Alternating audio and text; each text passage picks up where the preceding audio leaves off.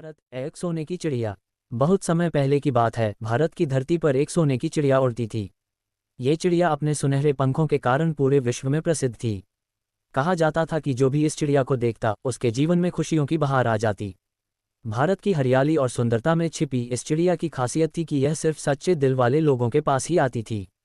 एक बार एक छोटे से गांव में एक गरीब लड़का नामक जगजीत रहता था। जगजीत का दिल बहुत बड़ा था और वह हमेशा दूसरों की मदद करता था, भले ही उसके पास खुद के लिए बहुत कुछ नहीं था। एक दिन जब वह जंगल में लकड़ी काटने गया, उसने देखा कि एक चिड़िया उसके सामने उड़ रही है। उसका दिल धड़क उठा जब उसने चिड़िया को देखा।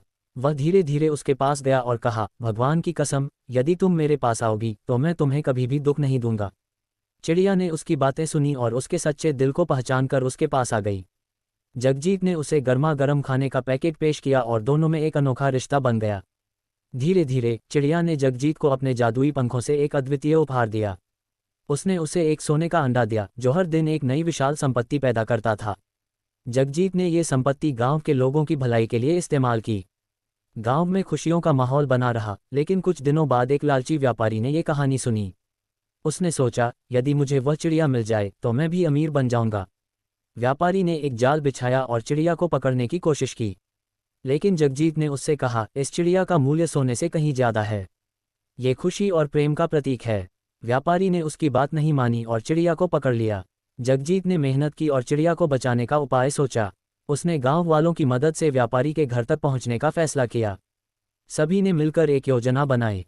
रात के अंधेरे में सभी गांव वाले चुपके से व्यापारी के घर पहुंचे और चिड़िया को बचाने में सफल रहे। चिड़िया ने अपनी स्वतंत्रता पाने के बाद जगजीत के सामने आकर कहा, तुमने मुझे अपने सच्चे दिल से बचाया है। मैं तुम्हें और तुम्हारे गांव को सदैव खुशियों से भर दूंगी। उस दिन के बाद भारत की धरती पर हमेशा के लिए सोने की चिड़िया और जगजीत का रिश्ता अटूट हो गया। चिड़िया ने अपने जादुई पंखों से अब हर गांव में खुशी फैलाने का काम किया। इस प्रकार भारत फिर से एक सोने की चिड़िया बन गया, जहां प्रेम, विश्वास और एकता का संगम था।